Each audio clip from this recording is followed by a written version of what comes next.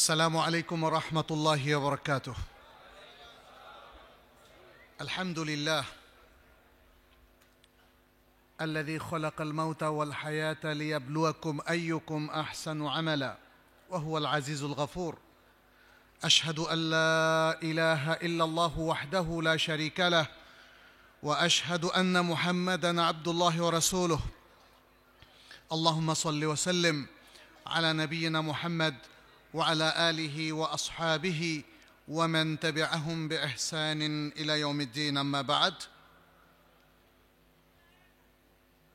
জামিয়া সালাফিয়া কর্তৃক আয়োজিত আজকের এই দুদিনব্যাপী মাহফিলের প্রথম দিনের সম্মানিত সভাপতি, অতিথিবৃন্দ, ওলামায়ে কেরাম, বিজ্ঞ আলোচকবৃন্দ এবং আমার সামনে উপস্থিত সম্মানিত দ্বীনী ভাই এবং বোনেরা, যারা দূর দূরান্ত হতে বরং বিভিন্ন জেলা হতে এখানে এসেছেন, আপনাদের সবাইকে জানাই আহলান ও সাহলান, বারাকাল্লাহু ফিকুম ওয়া হাইয়াকুমুল্লাহ। ভালো আছেন আপনারা? ঘুমিয়ে পড়েননি তো? আলহামদুলিল্লাহ। আমি সাধারণত আসলে সন্ধ্যা রাত্রিতেই পছন্দ করি কিছু কথা বলা, কিন্তু আজকে অনেক রাত হয়ে গেছে, সেই জন্য দুঃখ প্রকাশ করছি, হয়তো অনেকেরই ঘুমের সময় হয়ে গেছে। তবে মাহফিল কর্তৃপক্ষ মনে হয় 12টা-1টা পর্যন্ত এই দার্সের সিলসিলা জারি রাখবেন, সেই সাহসেই আসলাম শেষ দিকে হলেও। আমি দোয়া করি আল্লাহ সুবহানাহু ওয়া তাআলা আমাদের আপনাদের সকলের ভালো আমলগুলোকে যেন কবুল করেন, আমাদের প্রত্যেককেই যেন রাসূলুল্লাহ সাল্লাল্লাহু আলাইহি সাল্লাম এবং তার সাহাবায়ে কেরাম, তাবেঈনদের পথে চলার, তাদের বিশুদ্ধ আকীদা পোষণ করার তৌফিক দান করেন, তাদের মানহাজ বোঝার এবং সেটিকে আমাদের জীবনের প্রত্যেকটা ক্ষেত্রে প্রতিষ্ঠিত করার তৌফিক যেন আল্লাহ সুবহানাহু ওয়া তাআলা আমাদেরকে দান করেন, আমিন। বাবুল আসমা ওয়াস সিফাত, আল্লাহ সুবহানাহু ওয়া তাআলার সুন্দর সুন্দর নামসমূহ এবং মহান গুণাবলী ঈমানের সবচেয়ে গুরুত্বপূর্ণ অধ্যায়, কারণ এটি তাওহীদের সাথে সংশ্লিষ্ট বিষয়। আমরা জানি একজন মুসলিমের সবচেয়ে গুরুত্বপূর্ণ, সবচেয়ে যে কাজটি গুরুত্বপূর্ণ এবং আল্লাহ তাআলার পক্ষ থেকে সবচেয়ে বড় নেয়ামা যেটি, সেটি হচ্ছে নেয়ামাতুল ঈমান। সেটি কি বলেন তো? ঈমান। ঈমান, কারণ ঈমান ছাড়া আমাদের জীবনটাই বৃথা। ঈমান ছাড়া আপনি আল্লাহর কোনো অনুগ্রহই পাবেন না। ঈমান ছাড়া আল্লাহর পক্ষ থেকে রাহমা এবং বারাকা, চাই সেটা আসমানের বারাকা হোক অথবা জমিনের বারাকা হোক, সেটি কখনোই আমাদের জন্য উন্মুক্ত হবে না। কেননা আল্লাহ সুবহানাহু ওয়া তাআলা বলেছেন, ওয়ালাউ আন্না আহলাল কুরা আমানু ওয়াত্তাকাউ লাফাতাহনা আলাইহিম বারাকাতিম মিনাস সামাই ওয়াল আরদ। যদি জনপদের লোকেরা ঈমান পোষণ না করত এবং তাকওয়া অবলম্বন না করত, তাহলে আমরা আসমান এবং জমিনের বারাকা তাদের জন্য উন্মুক্ত করে দিতাম। যদি তারা ঈমান পোষণ করত এবং তাকওয়া অবলম্বন করত, তাহলে আসমান এবং জমিনের বারাকা উন্মুক্ত করে দিতাম। তার মানে হচ্ছে, ঈমান যদি পোষণ না করত এবং তাকওয়া যদি অবলম্বন না করত, তাহলে তাদের জন্য আসমান জমিনের বারাকা উন্মুক্ত হতো না। তাহলে আল্লাহ সম্পর্কে জানা এবং আল্লাহর আসমা এবং সিফাত সম্পর্কে জানা, এটা তাওহীদের সবচেয়ে গুরুত্বপূর্ণ অধ্যায়। ঈমানের সবচেয়ে গুরুত্বপূর্ণ অধ্যায় হচ্ছে তাওহীদ, আর তাওহীদের সবচেয়ে গুরুত্বপূর্ণ অধ্যায় হচ্ছে নাম এবং সিফাত সম্পর্কে জানা। কেন? কারণ যে কোনো ব্যক্তিকে দেখেন, প্রথম আমরা তার নাম সম্পর্কে জিজ্ঞেস করি। একজন ব্যক্তির আইডি কার্ডের মধ্যে তার নামটাই তার সবচেয়ে বড় পরিচয় বহন করে, এবং তারপরে তার বাবা বা অন্য বিষয়। অতএব আল্লাহর পরিচয় তার নাম দিয়ে, এবং সেটা নিয়ে আমরা আলোচনা করব। তার প্রত্যেক নাম একটা সুন্দর পরিপূর্ণ গুণকে অন্তর্ভুক্ত করে। ফলে আল্লাহর নাম জানা এবং তার মহান গুণাবলীগুলো জেনে বুঝে সেগুলোর প্রতি বিশ্বাস স্থাপন করা এবং আল্লাহর পরিপূর্ণ পরিচয় লাভ করা, এটি প্রত্যেক মুমিনের উপর ফরজ। এটা কিন্তু কোনো অপশনাল বিষয় নয় যে আল্লাহর প্রতি আপনি ঈমান এনেছেন, সে আল্লাহকে আপনি চিনতেই পারলেন না, তাহলে ঈমানটা পরিপূর্ণ হলো কি করে?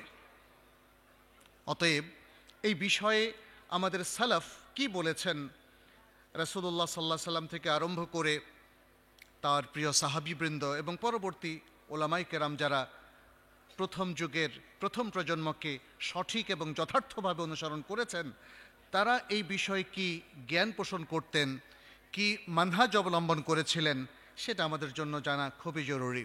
আল্লাহ সুবহানাহু ওয়া তাআলা আল কোরআনে বলেন, ওয়ালিল্লাহিল আসমাউল হুসনা ফাদউহু বিহা, আল্লাহর রয়েছে সুন্দর সুন্দর নাম, তোমরা সে নামে তাকে ডাকো।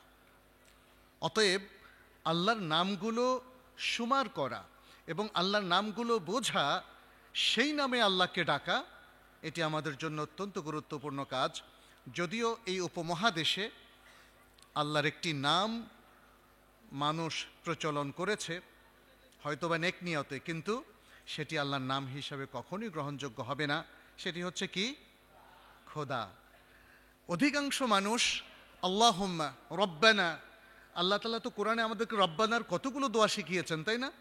রব্বানা আতিনা ফিদ দুনিয়া হাসানা ওয়া ফিল আখিরাতি হাসানা ওয়া কিনা আযাবান নার, রব্বানা লা তুযিগ কুলুবানা বা'দা ইয হাদাইতানা ওয়া হাব লানা মিন লাদুনকা রাহমা ইন্নাকা আনতাল ওয়াহ্হাব। এভাবে আরও কত রব্বানার দোয়া আছে। আর রাসূল সাল্লাল্লাহু আলাইহি সাল্লাম আল্লাহুম্মা বলে কত দোয়াগুলো আমাদেরকে শিখিয়েছেন, কিন্তু আমাদের মানুষ হে খোদা, আয় খোদা, ইয়া খোদা, তাই না? কিভাবে হয়তো আল্লাহকে ডাকছেন। এই আয়াত বলছে আল্লাহর নামেই তাকে ডাকতে হবে। আল্লাহর নাম সম্পর্কিত এবং গুণ সম্পর্কিত প্রথম যে মূলনীতি আহলুস সুন্নাহ ওয়াল জামাআহ অনুসরণ করেন এবং সেটি কোরআন হাদিস দ্বারা সাব্যস্ত, সেটি হচ্ছে আল্লাহর সকল সুন্দর নাম এবং সকল গুণাবলী এটা তাওকীফি। তাওকীফি, তাওকীফি মানে কি? আই আল্লাযী ইয়াতাওয়াক্কাফু আলাল ওয়াহি, আলা ইলমিল ওয়াহি, যেই জিনিসটা ওয়াহির জ্ঞানের উপর নির্ভরশীল। এখানে কোনো মানুষের কোনো বক্তব্য, কোনো মত, কোনো মতবাদ এখানে চলবে না। কারণ আল্লাহর প্রত্যেকটা নাম তিনি কোরআনে উল্লেখ করেছেন অথবা রাসূলুল্লাহ সাল্লাল্লাহু আলাইহি সাল্লাম হাদিসের মধ্যে উল্লেখ করেছেন, যে হাদিসগুলো সহিভাবে কোনো না কোনো মকবুল পন্থায় আমাদের কাছে এসে পৌঁছেছে। এই দুটো তরিকা ছাড়া আল্লাহর কোনো নাম সাব্যস্ত করার আর তৃতীয় কোনো পন্থা নেই। একইভাবে আল্লাহর গুণের ক্ষেত্রে একই কথা প্রযোজ্য। আল্লাহর কাজ, আল্লাহর আফআল, যেটাকে আমরা অ্যাকশন বলি, আল্লাহর কাজগুলো, এবং আল্লাহর সিফাত, যেটাকে আমরা অ্যাট্রিবিউট বা গুণাবলী বলি, আল্লাহর এই সকল কাজ এবং গুণাবলী এটাও তাওকীফি। আল্লাহ কিভাবে কাজ করেন, কি কাজগুলো করেন, এবং আল্লাহর কি সুন্দর সুন্দর গুণাবলীগুলো রয়েছে, এগুলোও কোনো ব্যক্তি নিজের মত অনুযায়ী সাব্যস্ত করতে পারে না। এটাও কোরআন সুন্নাহর মাধ্যমে সাব্যস্ত হয়। তাহলে প্রথম যে মূলনীতিটা আমরা বুঝলাম, যে আল্লাহর কোনো নাম কোনো ব্যক্তি আদর করে বা শ্রদ্ধা করে বা ভাবলো যে আমি তো আল্লাহকে অনেক বেশি ভালোবাসি, সেখান থেকে একটা নাম দিতে পারবো কিনা, তার কোনো সুযোগ নেই। এবং রাসূল সাল্লাল্লাহু আলাইহি সাল্লাম তিনি নিজেও আল্লাহর কোনো নাম দেননি, কারণ হাদিসে তিনি আল্লাহর নাম সম্পর্কিত যতগুলো তথ্য দিয়েছেন সেটাও ওহির মারফতেই এসেছে। তাহলে এটা হলো প্রথম মূলনীতি। দ্বিতীয় মূলনীতি হচ্ছে আল্লাহর সকল নাম যেহেতু সিফাতি নাম, আল মালিকুল কুদ্দুসুস সালামুল মুমিনুল মুহাইমিন আল আজিজুল জব্বারুল মুতাকাব্বির, এভাবে সূরাতুল হাশরের মধ্যে কতগুলো নাম এসছে, তারপরে আয়াতুল কুরসির মধ্যে কতগুলো নাম এসছে, আল কোরআনের আরও বিভিন্ন আয়াতে আল্লাহ সুবহানাহু ওয়া তাআলা তার নামগুলো আমাদেরকে শিখিয়েছেন, আমাদের উদ্দেশ্যে তিনি উল্লেখ করেছেন। তাহলে এই নামগুলো যেগুলো আমরা কোরআনে অথবা হাদিসে পেয়েছি, সেগুলোর সাথে আমাদের মুআমালাটা কেমন হবে, আমরা এগুলোর অর্থটা কিভাবে বুঝব, এগুলোর মানে এগুলোর ব্যাপারে যে জ্ঞানটা আমাদের অর্জিত হয়েছে, সেই জ্ঞানটাকে আমরা কিভাবে মেলে ধরব, নিজেদের আন্ডারস্ট্যান্ডিংয়ের মধ্যে নেব, সেই ব্যাপারে আহলুস সুন্নাহ ওয়াল জামাতের চমৎকার একটা মূলনীতি রয়েছে। এটা আপনাদের একটু মনে রাখতে হবে। সেটি হচ্ছে আহলুস সুন্নাহ ওয়াল জামাআহ আল্লাহর জন্য সে সকল নাম সাব্যস্ত করে থাকেন, এবং আল্লাহ সকল নামই সুন্দর নাম, যেই নামগুলো আল্লাহ স্বয়ং কালামুল্লাহর মধ্যে সাব্যস্ত করেছেন অথবা রাসূলুল্লাহ সাল্লাল্লাহু আলাইহি সাল্লাম সুন্নাহর মধ্যে সাব্যস্ত করেছেন, এবং আহলুস সুন্নাহ ওয়াল জামাআহ আল্লাহর সকল সিফা, সেই সকল সিফা সাব্যস্ত করে থাকে, এবং আল্লাহর সকল সিফা মহান, as-সিফাতুল উলা, সেই সকল সিফা সাব্যস্ত করে থাকে যেগুলো আল্লাহ সুবহানাহু ওয়া তাআলা আল কোরআনে সাব্যস্ত করেছেন এবং রাসূলুল্লাহ সাল্লাল্লাহু আলাইহি সাল্লাম আল হাদিসে as-সুন্নাহ সাব্যস্ত করেছেন। এর সাথে চারটা মূলনীতি তারা ফলো করে থাকে। সেটা হচ্ছে বিলা তাউইলিন ওয়ালা তা'তিলিন ওয়ালা তামসিলিন ওয়ালা তাশবিহ, অর্থাৎ কোনো ধরনের অপব্যাখ্যা তারা করে না। তাউইল মানে এখানে কি বলেন তো? তাউইল মানে কি?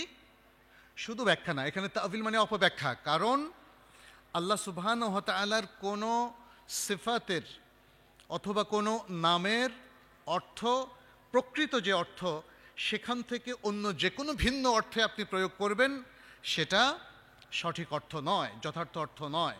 এই জন্য এটাকে আমরা বলি অপব্যাখ্যা। তাউইল মানে হচ্ছে অপব্যাখ্যা। আল্লাহর কোনো নামের বা সিফাতের অন্য ভিন্ন এবং অপব্যাখ্যা করা যাবে না, তাউইল করা যাবে না। দ্বিতীয় হচ্ছে কি? তা'তিল। তা'তিল মানে হচ্ছে কোনো কিছুকে বাতিল করে দেওয়া। আতলান, আরবিতে বলা হয় আতলান। যখন কোনো বস্তু তার কার্যকারিতা হারায় তখন আরবিতে তাকে বলা হয় আতলান। আর কোনো জিনিসকে অকার্যকর করে দেওয়া সেটাকে বলা হয় তা'তিল, বা তাফঈলের মাসদার আত্তালা ইউআত্তিলু তা'তিলান, এভাবে। তো তা'তিল মানে হচ্ছে আল্লাহর সিফাতকে অকার্যকর করে দেওয়া। অনেকেই হয়তো ভাবছেন, আরে আল্লাহর সিফাতকে অকার্যকর কেমনে করে, বা কেই বা করেছে, কার এত সাহস, তাই না? এরকম চিন্তা অনেকের আসে। কিন্তু আল্লাহর সিফাত নিয়ে যুগে যুগে বিভিন্ন ব্যক্তিরা বা বিভিন্ন ফেরকাগুলো কি কাজ করেছে সেই ইতিহাসটা যদি আমাদের জানা না থাকে তাহলে কিন্তু এটা আমরা বুঝতে পারবো না। যেমন আমি খুব সিম্পলি বলি, জাহমিয়া, মুআত্তিলা এদেরকে বলা হয়। এরা মূলত মুআতাজিলা গ্রুপের লোক। এরা আল্লাহর কোনো সিফাতকে তার অর্থসহ বিশ্বাস করেনি। তারা বলেছে এটা আল্লাহর নাম এবং সিফাত, ওকে, বাট আমরা এই সিফাতটা আল্লাহর জন্য সাব্যস্ত করছি না। যেমন তারা বলে আলিমুন বেলা ইলমিন, রাহিমুন বেলা রাহমাতিন, করিমুন বেলা কারামিন, সামিউন বেলা সামইন। এটা শুনলে আপনারা হয়তো হতবাক হয়ে যাবেন। বলে কি? আল্লাহ সর্বশ্রোতা, শোনা ছাড়া, আল্লাহ সর্বজ্ঞানী, জ্ঞান ছাড়া, তাই না? এই কথাটা কি বোধগম্য হয়? হয় না। বাট তারপরেও একদল মানুষ এমন কথা বলেছে অতিমাত্রায় তারা ফালসাফা কিংবা দর্শন শাস্ত্র কিংবা লজিক বা তর্কশাস্ত্র ফলো করার কারণে তর্ক তাকে এমন এক জায়গায় নিয়ে গেছে যেটা কোনো সাধারণ মানুষের যুক্তির সাথে, তার সেন্সের সাথে মেলে না। আল্লাহ যদি সর্বজ্ঞানী নাই হবেন, মানে বা জ্ঞান যদি তার নাই থাকে, তাহলে সর্বজ্ঞানী কিভাবে হবেন বলেন তো? তারা সর্বজ্ঞানী নামটা সাব্যস্ত করেছে কিন্তু অর্থটা সাব্যস্ত করে নাই। কেন? কারণ বলছে জানার বিষয়টা তো এটা মানুষের সিফা। তারা প্রথমে তাশবিহ করেছে, তারপরে শোনার বিষয় তো কান লাগে। আল্লাহর কি তাহলে আমাদের মতো কান আছে? এরকম একটা প্রশ্ন তারা ছুড়ে দিয়েছে। এরপরে তারা বলল, নো, আল্লাহর তো এভাবে কান থাকার কথা না, অতএব আল্লাহু সামিউন বিলা সামঈন। এভাবে উদ্ভট একটা মতবাদ তারা আবিষ্কার করেছে এবং এর মাধ্যমে তারা আল্লাহর গুণাবলীগুলোকে অকার্যকর করে দিয়েছে, যেটা আহলুস সুন্নাহ ওয়াল জামাতের সমস্ত আকীদার সাথে পরিপূর্ণ পরিপন্থী। আজকাল দেখা যায় বাংলাদেশের কিছু মানুষ বা পৃথিবীর বিভিন্ন দেশে অনেক মানুষ আকলকে অতিমাত্রায় প্রাধান্য দিয়ে এই প্রবলেমে পড়ে গেছে।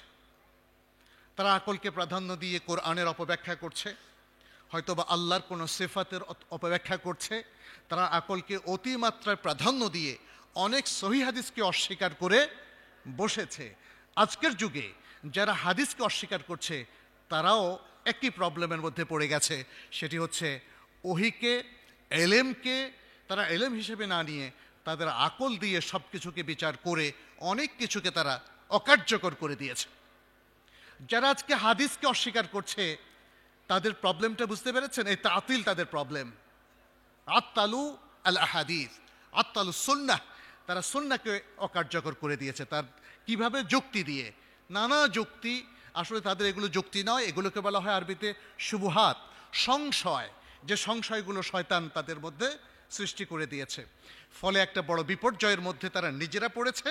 তারা আর হাদিসকে মানতে পারছে না, ফলে উম্মার কাছে তারা সেগুলো তুলে ধরছে, মানুষকে কনফিউজ করছে। ঠিক একইভাবে আল্লাহর সিফাতের ব্যাপারে মুতাজিলা এবং জাহমিয়া, যাদেরকে মুআত্তিলা বলা হয়, তাদেরও একই প্রবলেম হয়েছে। আহলে সুন্নাহ ওয়াল জামাআহ আল্লাহর সকল সিফাকে সাব্যস্ত করে, আল্লাহর একটা সিফাকেও কোনো রকম তাওয়িল করে না এবং অকার্যকর করে না। তৃতীয় যে বিষয়টা, সেটা হচ্ছে তামথিল। আল্লাহর সিফাতের কোনো দৃষ্টান্ত তারা স্থাপন করে না। কারণ আল্লাহ কার মতো বলেন তো? আল্লাহর মতোই। আল্লাহ ইউনিক, আল্লাহ আল্লাহর মতোই। অতএব আল্লাহর মেসাল আল্লাহ ছাড়া আর কিছু নয়। সেটি তো আল্লাহ তাআলা বলেই দিয়েছেন, লাইসা কামিথলিহি শাইউন ওয়া হুয়াস সামিউল বাসীর। তার মতো কোনো কিছু নেই, আল্লাহর মতো কোনো কিছু নেই। আল্লাহ স্বয়ং সম্পূর্ণ, আল্লাহর মতো কোনো কিছু নেই। তিনি সর্বশ্রোতা, আল বাসীর এবং সর্বদ্রষ্টা। এখানে একটা জিনিস লাইসা কামিথলিহি শাইউন বলে তামথিলকে এখানে অস্বীকৃতি জ্ঞাপন করা হয়েছে, আর আল সামিউ আল বাসীর বলে আল্লাহর সিফাতকে সাব্যস্ত করা হয়েছে। তাহলে এই ছোট্ট আয়াত থেকে দেখেন আহলে সুন্নাহ ওয়াল জামাআহ কিভাবে কায়দাগুলো ডিরাইভ করেছে, ইস্তেমবাত করেছে, যাতে করে স্পষ্ট হয়ে যায় যে এটাই হচ্ছে হক তরিকা। আজকের মানুষ বিভ্রান্ত হয়েছে শুধু আকলকে প্রাধান্য দিয়ে। একটা কথার লোভ সামলাতে পারছি না না বলে, সেটি হচ্ছে দেখেন আল্লাহর দুটো নেয়ামত গোটা মানব জাতির উপর আছে। আল্লাহর দুটো নেয়ামত গোটা মানব জাতির উপর আছে। একটা হলো ইলম, ইলম তথা ইলমুল ওয়াহি, ওহির ইলম, ওহির নলেজ, ওহির জ্ঞান। আর আরেকটা হচ্ছে আকল। আল্লাহ অনেক মানুষকে আকল দিয়েছেন, কাউকে খুব সূক্ষ্ম আকল দিয়েছেন, খুব দ্রুত বুঝতে পারে, কাউকে মিডিয়াম, আবার কাউকে খুব কম আকল দিয়েছেন, আবার কারো আকল সলবও করে দিয়েছেন। আকলও সবাইকে দেননি, এলেমও সবাইকে দেননি, কিন্তু নেয়ামতটা মানব জাতিকে দিয়েছেন তিনি। একটা হলো এলেম, আরেকটা হলো আকল। এটা মনে রাখবেন, একটা হলো কি, আরেকটা আকল। এখন এলেম আর আকলের মধ্যে আমরা মুআমালাটা কিভাবে করব, এটা একটু জানা থাকা দরকার। তাহলে আসমা সিফাতের ক্ষেত্রে আমাদের সমস্যা হবে না। এলেম এবং আকলের মধ্যে চালিকা শক্তি হিসাবে নির্ধারণ করতে হবে এলেমকে। চালিকা শক্তিকে, ড্রাইভারের আসনে থাকবে এলম, আর আকল সেই এলেমটাকে উপলব্ধি করার একটা টুলস, একটা যন্ত্র হিসেবে ব্যবহৃত হবে। তার মানে সবসময় আপনার আকলকে এলেমের অনুগত করে রাখতে হবে, আকলকে এলেমের অনুগত করে রাখতে হবে। কখনোই আকলকে চালকের আসনে বসানো যাবে না। আকল আপনাকে ড্রাইভ করবে, এটা কখনো হতে দেওয়া যাবে না। আপনার আকলকে এলেম চালাবে, আর আকলটা এলেম অনুযায়ী চলবে। এইটা যদি আমরা ফলো করতে পারি, তাহলে মুসলিম কখনো পথ হারাবে না। মুসলিম সর্ব অবস্থায় সে এলেমের মধ্যেই থাকবে। তার আকল যেমনই হোক না কেন, যত সূক্ষ্মই হোক না কেন, সে যদি এই নীতিটা নির্ধারণ করে যে এলেম দ্বারাই আমি পরিচালিত হব, ইলমুল ওয়াহি তথা কোরআন এবং সুন্নাহ দ্বারাই আমি পরিচালিত হব, তাহলে সে কখনো পথ হারাবে না। পথ হারাবে তারা যারা আকলকে প্রাধান্য দেয়, প্রাধান্য দিয়েছে। অতীতে ফেরকায়ে দাল্লাহ, বিভ্রান্ত ফেরকাগুলোর ইতিহাস পড়ে দেখেন, তাদের প্রবলেম একটাই, সেটা হচ্ছে আকলকে প্রাধান্য দেওয়া। তারা কোরআনের অপব্যাখ্যা করেছে আকল দিয়ে। তারা বলেছে কোরআনের মধ্যে মাজাজ আছে, অথবা আল্লাহর সিফাতগুলো মাজাজ, অনেকগুলো সিফাত, আকল দিয়ে তারা এগুলো নির্ধারণ করে এই ভুল বিভ্রান্তিগুলোর দিকে চলে গেছে। সর্বশেষ যেটি আমরা বলবো, চতুর্থ নম্বর, সেটা তাশবিহ। আল্লাহর সিফাতের সাথে তার কোনো সৃষ্টির সিফাতের সাদৃশ্য বা তুলনা স্থির করা যাবে না। আল্লাহ শেষ রাতে শেষ আসমানে নেমে আসেন, কার মতো নামেন? আল্লাহর মতোই নামেন। আল্লাহর এই নামাটা সত্য। কিভাবে নামেন আল্লাহ কি ব্যাখ্যা করেছেন? রাসূলুল্লাহ সাল্লাল্লাহু আলাইহি ওয়াসাল্লাম কি ব্যাখ্যা করেছেন? করেননি। অতএব কোনো ব্যাখ্যায় আমরা যাব না। কিন্তু নুজুলটার অর্থ কি জানেন না? নামার অর্থটা কি জানা আছে? আমরা বুঝি নুজুলটা কি। তাহলে আল্লাহ যেহেতু অথবা আল্লাহ রাসূল সাল্লাল্লাহু আলাইহি সাল্লাম যেহেতু তার জন্য নুজুল এই সিফাতটা সাব্যস্ত করেছেন, আমরা নুজুলটা জানি বুঝি, কিন্তু কিভাবে এটা নিয়ে গবেষণা করব না। এটা আল্লাহই জানেন, তিনি আমাদেরকে জানাননি। তাহলে এখানে একটা ছোট্ট কায়দা আমি আবার বলে দেই, এটাকে আমি আবার একটু কনক্লুডও করব। সেটি হচ্ছে, যেমন আল্লাহর সিফাতের ব্যাপারে আমাদের মূলনীতিটা কি, ইমাম মালিক রাহমাহুল্লাহ সেটা খুব সুন্দর করে বলে দিয়েছেন। যখন তাকে প্রশ্ন করা হয়েছিল ইস্তাওয়া আলাল আরশ, আল্লাহ আরশের উপর উঠেছেন, এই কথাটার ব্যাখ্যাটা আমাদেরকে একটু বুঝায় দেন। ইস্তাওয়া আরবিতে এটার অর্থ হলো সআদা ওয়ারতাফা। সআদা ওয়ারতাফা এটার অর্থ কিন্তু জালাসা ওয়া কাআদা, বসা বা সমাসীন হওয়া নয়। এটা মনে রাখতে হবে। আপনি যখন বসা তর্জমা করবেন তখন আল্লাহর কাইফিয়তটা দিয়ে ফেললেন, তাই না? এটা একটা কাইফিয়ত না? আমি একটা জিনিসের উপরে কি দাঁড়িয়ে থাকলাম, না বসে, না শুয়ে? আপনি যখন বললেন যে শুয়ে আছেন, তাহলে এটা কাইফিয়ত হয়ে গেল। যখন বললেন যে বসে আছে, তাহলে সেটাও কাইফিয়ত হয়ে গেল। যখন বললেন যে দাঁড়িয়ে আছে, সেটাও কাইফিয়ত হয়ে গেল। ইমাম মালিক রাহমাহুল্লাহকে এই প্রশ্নটা জিজ্ঞেস করা হলে তিনি বললেন আল ইস্তিওয়াউ মা'লুমুন। আল ইস্তিওয়াউ মা'লুমুন। ইস্তিওয়া আরবি শব্দ, এটা সর্বজন বিদিত একটা শব্দ, ডিকশনারিতে এর অর্থ আছে। আরবরা ইস্তিওয়া অর্থ জানে, সেটা কি? সাআদা ওয়ারতাফা, আরশের উপরে উঠা। আল্লাহ আরশের উপর উঠেছেন, এটা সিফাতে ফি'লিয়া। যাই হোক,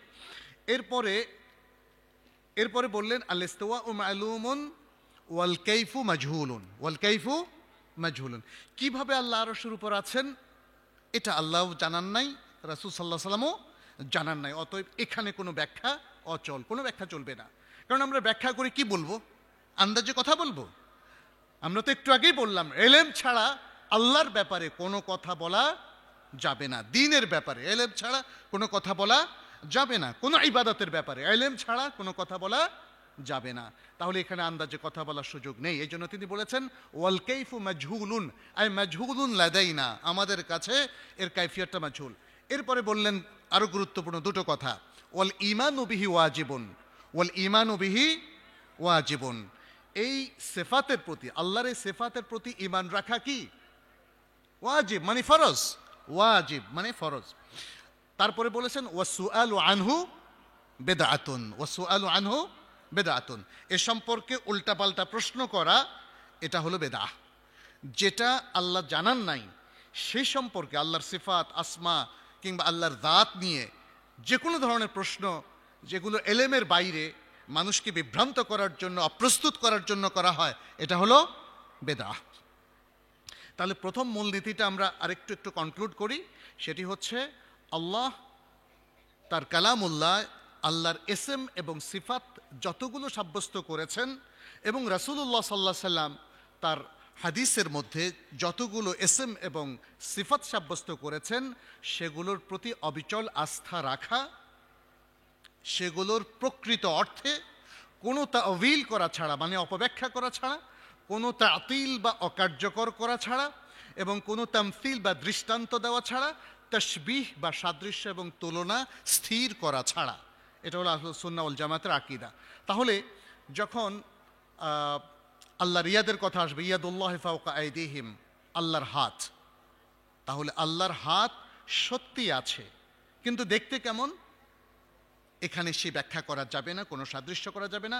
আবার এটাও বলা যাবে না যেহেতু আল্লাহর হাত, তাহলে কি আমাদেরও তো হাত আছে আল্লাহর হাত, তাহলে তো আল্লাহর জন্য হাত সাব্যস্ত করা যাবে না, অকার্যকর করা। এটা বুঝতে পেরেছেন?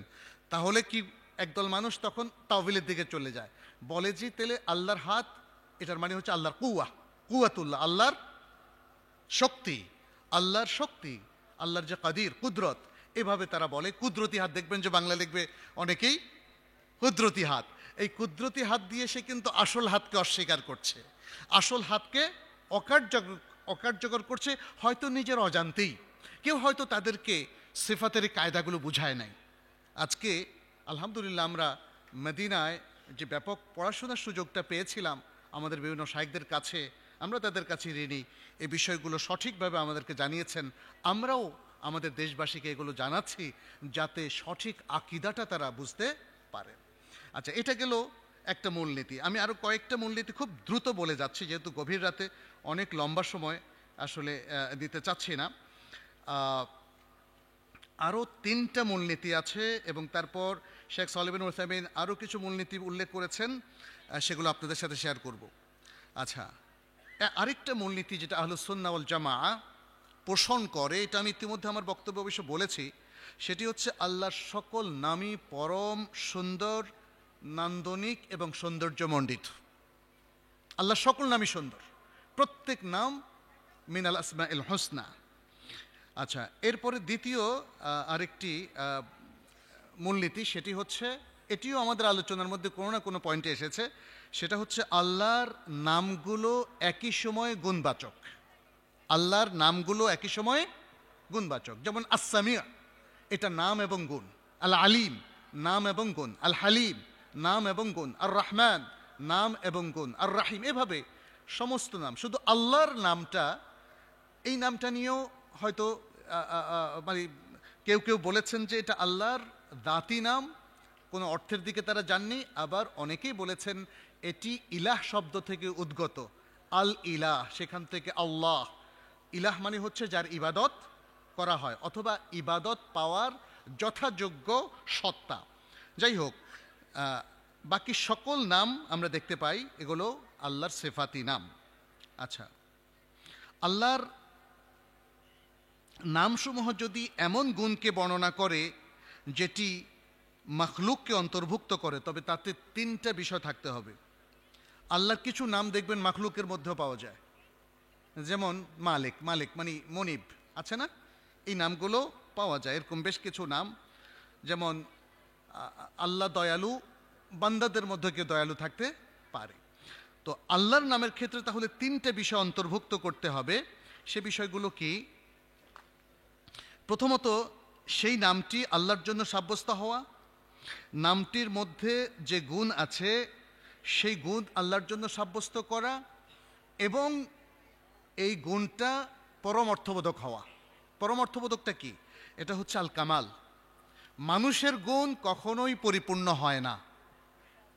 মানুষ যখন শোনে, কতটুক দূর থেকে শোনে?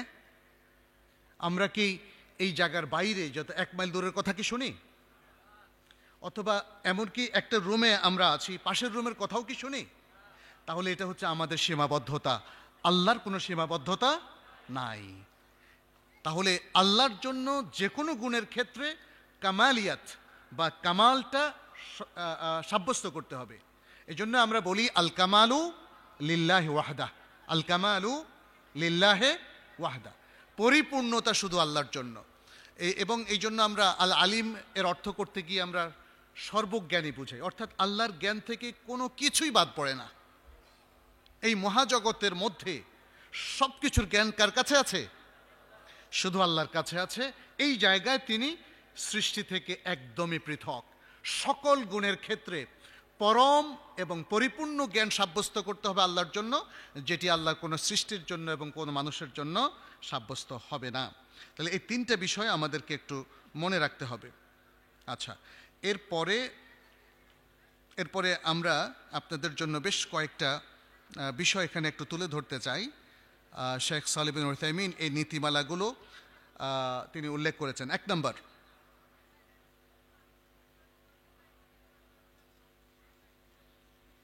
আচ্ছা, সেটি হচ্ছে আল্লাহ সুবহানাহু ওয়া তাআলার নামসমূহ তার সত্তা এবং গুণাবলীর উপর সব দিক থেকে প্রমাণ বহন করে। আল্লাহর নাম বললেও আল্লাহর পুরো দাঁতকে বুঝাবে, আল্লাহর সিফাত বললেও তার পুরো দাঁতকে বুঝাবে। এটা হয়তো একটু আপনাদের জন্য বুঝতে একটু কঠিন হচ্ছে, কিন্তু তারপরেও মনে রাখবেন, আস-সামি' বলতে কাকে বোঝানো হচ্ছে? আল্লাহকে। এবং যদি আমরা বলি সর্বশ্রোতা, অর্থর দিকেও খেয়াল করি, তাহলেও আল্লাহকে বোঝানো হচ্ছে। এখানে আল্লাহকে খণ্ডিতভাবে নয়, পরিপূর্ণভাবে বোঝানো হচ্ছে। আল্লাহর সকল নাম এবং সকল গুণাবলী কোরআন সুন্নাহ নির্ভর। শেখ সালেহ বিন উসাইমিন এটাও তার বইতে উল্লেখ করেছেন। এটা নিয়ে আমরা একটু আগে আলোচনা করেছি। আল্লাহর নামসমূহ সুনির্দিষ্ট কিনা এ ব্যাপারে আপনারা কি জানেন? আল্লাহর তো অনেক নাম, তাই না? কয়টা নাম আছে? 99টি। কিন্তু 99-এর উপরে কি আল্লাহর আর কোনো নাম আছে? আছে। এই জায়গাটাও আমাদের ক্লিয়ার করতে হবে, কারণ একটা হাদিস আছে, রাসূলুল্লাহ সাল্লাল্লাহু আলাইহি ওয়াসাল্লাম বলেছেন, ইন্না লিল্লাহি 99 ইসমান মিআতুন ইল্লা ওয়াহিদা। আল্লাহর রয়েছে 99টা নাম, একটা কম 100টা। মান আহসাহা দাখালাল জান্নাহ। যে ব্যক্তি সেগুলোকে গণনা করলো সে জান্নাতে প্রবেশ করলো। যে ব্যক্তি সেগুলোকে গণনা করলো, এই গণনাটা মানে কি হাতে গোনা? শুধু হাতে গোনা নয়, বরং যে এই নামগুলো একটা একটা করে, এটাও এক ধরনের গণনা, একটা একটা করে পড়লো, অর্থ বুঝলো, ঈমান আনলো এবং আল্লাহর পরিচিতি লাভ করলো, আর সে অনুযায়ী আমল করলো। তাহলে কয়েকটা জিনিস, আল্লাহর নামকে শুধু হাতে অথবা কোনো দানা দিয়ে গনেই জান্নাতে যাওয়া যাবে না। আল্লাহর নামগুলো জানতে হবে, বুঝতে হবে, ঈমান রাখতে হবে এবং এই নামগুলোর দাবি অনুযায়ী আমল করতে হবে, তাহলেই সে জান্নাতে যাবে। আর আল্লাহ সুবহানাহু ওয়া তাআলার নাম যে 99টারও বেশি, সেটার অসংখ্য দলিল আছে। এর মধ্যে রাসূল সাল্লাল্লাহু আলাইহি সাল্লামের সেই দোয়াটা আমরা সবাই জানি, যেখানে তিনি আল্লাহর সকল নামের ওয়াসিলা দিয়ে দোয়া করেছেন এবং তিনি বলেছেন যে নামগুলো আপনি আপনার কোনো বান্দাকে জানিয়েছেন, খাস বান্দাকে জানিয়েছেন, আপনি যেগুলো উল্লেখ করেছেন, অথবা যে নামগুলো আপনি আপনার ইলমুল গায়েবের মধ্যে রেখে দিয়েছেন, এটা হলো দলিল। তার মানে হচ্ছে আল্লাহ তার অনেকগুলো নাম কালামুল্লাহ জানিয়েছেন, অনেকগুলো নাম তার প্রিয় বান্দা মুহাম্মদ সাল্লাল্লাহু আলাইহি সাল্লামকে জানিয়েছেন, আবার অনেকগুলো নাম তিনি কাউকে জানান না, তার ইলমুল গায়েবের মধ্যে রেখে দিয়েছেন। তাতে বোঝা যায় আল্লাহর নাম অসংখ্য। আমরা দেখি যে আমাদের অনেক শায়েখ এবং অনেক স্কলাররা তারা এই নামগুলোকে একসাথ করার চেষ্টা করেছেন। যেমন আসমাউল্লাহিল হুসনা, এর উপরে ডক্টর খলিফা আত-তামিমি, তিনি আমাদের সরাসরি ওস্তাদ, আমাদের অনেকেরই ওস্তাদ, মদিনা ইউনিভার্সিটির প্রফেসর এবং মদিনা ইন্টারন্যাশনাল ইউনিভার্সিটি মালয়েশিয়ার তিনি রেক্টরও ছিলেন এবং প্রতিষ্ঠাতা ছিলেন। তিনি তামিমি বংশের ছিলেন, অর্থাৎ তিনি মোহাম্মদ বিন আব্দুল ওয়াহাব রাহমাহুল্লাহর বংশধর ছিলেন, পরবর্তী বংশধর। তো তিনি যে বইটা লিখেছেন, এখানে আল্লাহর সকল সুন্দর নাম এবং সিফাতের সব বর্ণনাগুলো তিনি এখানে অন্তর্ভুক্ত করেছেন। সে বই পড়লে আমরা সবগুলো জানতে পারবো। আরেকটা বই আছে doctor Alawi Assaqqaf, professor doctor Alawi Assaqqaf, তারও আল্লাহর নাম এবং সিফাত সম্পর্কে সুন্দর দীর্ঘ আলোচনা আছে। আমরা সেটা পড়লেও মোটামুটি আল্লাহর নাম এবং সিফাত সম্পর্কে সবগুলো তথ্য আমরা জানতে পারবো। আল্লাহর নাম এবং সিফাত সম্পর্কে আরেকটা বিষয় আমাদের একটু জানা থাকতে হবে। প্রথম হচ্ছে, আপনি ওয়াসিলা দিয়ে যে দোয়া করতে পারবেন, সেটি আল্লাহর নাম এবং সিফা দিয়ে আপনি দোয়া করতে পারবেন। অর্থাৎ যেই নামটা সিফা, সেই নামের ওয়াসিলা দিয়ে আপনি দোয়া করতে পারবেন। কারণ আমরা জানি যে 3টা ওয়াসিলা দিয়ে দোয়া করা যায়, একটা হলো আমালে সালেহ, আরেকটা হলো আল্লাহর আসমা এবং সিফাত, আর আরেকটা হলো কি দোয়া ও সালেহীন, জীবিত পুণ্যবান লোকদের দোয়ার ওয়াসিলা, এটা করা যাবে। আর আরেকটা নিয়ম এখানে আছে, আল্লাহর যে নাম সিফাতি নামগুলো রয়েছে, বান্দার কোনো নাম যদি তার সাথে সম্পৃক্ত করে রাখতে হয়, তাহলে পুরুষদের নাম হবে আব্দু শব্দ দিয়ে, আব্দুল্লাহ, আব্দুল মালিক, আব্দুল ইলাহ, আব্দুল সামিয়া, আব্দুল আলিম, আব্দুল হালিম, এভাবে।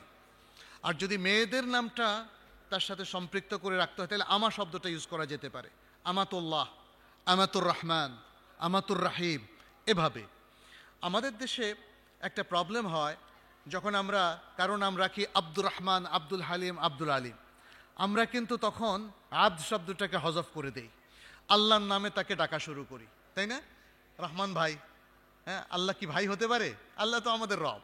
এই জায়গাটা একটা কমন মিস্টেক হয়। কেউ ইচ্ছে করে আল্লাহকে শরিক করার উদ্দেশ্যে এটা করেন বলে মনে হয় না, কিন্তু এটা একটা বড় ধরনের অজ্ঞতা এবং জাহালা। এই জায়গাটা আমাদেরকে ক্লিয়ার করতে হবে। তাহলে আল্লাহর নাম আমরা যখন উচ্চারণ করব, যেন সেটা আল্লাহর দেওয়া নাম হয় অথবা রাসূল সাল্লাল্লাহু আলাইহি ওয়াসাল্লাম উল্লেখিত নাম হয়, সেটা খেয়াল করব। আর যদি বান্দার কোনো নাম আব্দুর রাহিম, আব্দুল হালিম, আব্দুল আলিম অথবা আমাতুল্লাহ, আমাতুর রহমান এরকম হয়, তখন আমরা যেন আল্লাহর নামটা আল্লাহর জন্যই খাস করি এবং আব্দ শব্দটা হজফ না করি, বাতিল না করি। আরব দেশে এতদিন আমরা অবস্থান করেছি, কোনোদিন কোনো আরবকে দেখি নাই আব্দুর রহমানকে রহমান বলতে, আব্দুর রাহিমকে রহিম বলতে দেখিনি। পুরো আরব জাতির প্রত্যেকটা মানুষ, সে আলেম হোক অথবা আলেম না হোক, তারা কিন্তু এই স্বভাবটা রপ্ত করে নিয়েছে। তাহলে আমাদের সমস্যাটা কি হলো? আমাদের সমস্যা হলো আসলে আকীদার সাথে যখনই সংঘর্ষ হয়ে যায় তখন আমরা কিন্তু একজন আরেকজনকে নাসিহা করি না। প্রিয় ভাইরা, একটা জিনিস মনে রাখবেন, এই যে এতগুলো বিষয় আমরা আলাপ করলাম, ইনশাল্লাহ আরও ডিটেলস আমরা ভবিষ্যতে আলাপ করব। আজকে যেহেতু অনেক রাত হয়েছে, সময়ও শেষের দিকে, আর মূল কথাগুলো কিন্তু আমি আপনাদেরকে দিয়েছি। আকীদার এই বিষয়গুলো আপনারা মানুষকে নসিহাতের ভাষায় সংশোধন করবেন। মানুষকে খোঁটা দিয়ে অথবা তাকে আক্রমণ করে, তাকে জাহেল বলে অভিহিত করে আসলে সংশোধন করা যায় না। মানুষকে সংশোধন করতে হয় ভদ্র ভাষায়, সুন্দর ভাষায়, এবং তখনই সে আপনার কথাগুলো, আপনার কারেকশনগুলো নিতে পারে। এই নাসিহাটা আমি আমার নিজের জন্য, সবার জন্যই করলাম, কারণ আমরা এই কনফারেন্সগুলোতে এসে অনেকগুলো তথ্য আমরা জানি যেটা হয়তো অনেক সময় জানা ছিল না, অথবা এমন অনেক কিছু জানি যেটাকে আমরা আগে ভুল বলে জানতাম বা অন্যটা জানতাম। কারেকশন হওয়ার বিশাল একটা সুযোগ। আমাদের মধ্যে অনেকে কি করে, এখান থেকে জেনে নিয়ে নিজের বাড়িতে গিয়েও খুব কঠোর হস্তে দমন, মানে কঠোর হয়ে যায়। অনেকে গিয়ে মানে এমন আচরণ শুরু করে, মা বাবা বলল, কি রে, কি হলো তোর, এভাবে আচরণ করছিস না কেন? কিন্তু আসলে তো জজবা ভিতরে কাজ করে, তাই না? এই জজবাটা কিন্তু ভালো, এই জজবাটা ভালো, কিন্তু এটাকে একটু নিয়ন্ত্রণ করতে হবে। এই জজবা দিয়ে যদি আমরা এমন কাজ করি যেটা আমাদের জন্য বিপর্যয় ডেকে নিয়ে আসে, এটা সমস্যা। সমস্যা কিনা বলেন? রাসূল সাল্লাল্লাহু আলাইহি সাল্লাম কি শান্ত সমাহিত ছিলেন। তার কাছেই তো এই উম্মার সকল জ্ঞান, তার কাছেই তো আমানত রাখা হয়েছিল, এবং তিনি শতভাগ সে আমানত রক্ষা করে উম্মার কাছে তিনি পৌঁছে দিয়েছিলেন। সুবহানাল্লাহ। কিন্তু তার এই পৌঁছানোটা কতটা শালীন, কতটা সুন্দর, কতটা মানে দায়িত্বশীল আচরণ করে তিনি এটি পৌঁছিয়েছেন। ফলে একটা প্রজন্ম তার হাতে তৈরি হয়ে গেল, পৃথিবীর সবচেয়ে শ্রেষ্ঠ প্রজন্ম, সাহাবায়ে কেরাম। তাদের চাইতে শ্রেষ্ঠ কি কেউ আছে? রাসূল সাল্লাল্লাহু আলাইহি সাল্লাম তিনি এমন একটা শিক্ষাক্রম, কারিকুলাম দিলেন, যে কারিকুলামের মধ্যে তিনি একজন যোগ্য শিক্ষকের ভূমিকা পালন করেছেন। এই কারিকুলামের মধ্যে আরেকটা পার্ট হচ্ছে শিক্ষার্থী। তিনি শিক্ষার্থীরা ঠিক যেভাবে শিখলে সবচেয়ে ভালোভাবে শিখে, তিনি সেটা করেছেন না? সেটা করেছেন। এবং তিনি তার শিক্ষার্থীদেরকে, সাহাবাদেরকে গুরুত্বপূর্ণ সকল জ্ঞানই তিনি তাদের জন্য বন্টন করে দিয়েছিলেন কিনা বলেন? আজকে আমাদের উপর সে দায়িত্ব বর্তেছে। আসুন আমরা চেষ্টা করি নবী সাল্লাল্লাহু আলাইহি সাল্লামের সুন্নাহ অনুযায়ী, তার আখলাক অনুযায়ী এবং তার মানহাজ অনুযায়ী আমরা যেন কাজটা করি। আল্লাহ যেন আমাদের সবাইকে তৌফিক দান করেন। আল্লাহ যেন তার যে ইলমটা তিনি নবী সাল্লাল্লাহু আলাইহি সাল্লামের মারফত উম্মার জন্য রেখে গিয়েছেন, যেটাকে সবচেয়ে বেস্ট ওয়েতে সাহাবায়ে কেরাম বাস্তবায়ন করেছিলেন, আল্লাহ যেন আমাদেরকেও সেই জ্ঞানটাকে ধারণ করার এবং সেটাকে সাধ্য অনুযায়ী সর্বাত্মকভাবে বাস্তবায়ন করার তৌফিক দান করেন, এবং আমাদেরকে সহি আকীদা, সহি ইলম, সহি ইবাদতের মধ্যে রাখেন, আমাদেরকে সুন্দর আখলাকের মধ্যে রাখেন, আমাদেরকে শেষ নিঃশ্বাস পর্যন্ত পরিপূর্ণ ঈমানের উপর রাখেন এবং বিশুদ্ধ ইসলাম চর্চার উপর রাখেন। আল্লাহর কাছে আমরা সেই দোয়া করি, এবং যারা আজকের এই আয়োজন করেছেন আমি তাদেরও শুকরিয়া জ্ঞাপন করি। আশা করি এই ধরনের কনফারেন্সের মাধ্যমে মানুষ আলোকিত হবে এবং হেদায়েতের পথে থাকতে পারবে। এতটুকু বলে আমি আমার বক্তব্য এখানে শেষ করছি। হাদা সাল্লাল্লাহু ওয়াসাল্লাম আলা নবিয়িনা মুহাম্মদ ওয়া আলা আলিহি ওয়া আসহাবিহি আজমাইন। ওয়াসসালামু আলাইকুম ওয়া রাহমাতুল্লাহি ওয়া বারাকাতুহু। সুবহানাকাল্লাহুম্মা ওয়া বিহামদিক আশহাদু আল্লা ইলাহা ইল্লা আনত আস্তাগফিরুকা ওয়া আতুবু ইলাইক।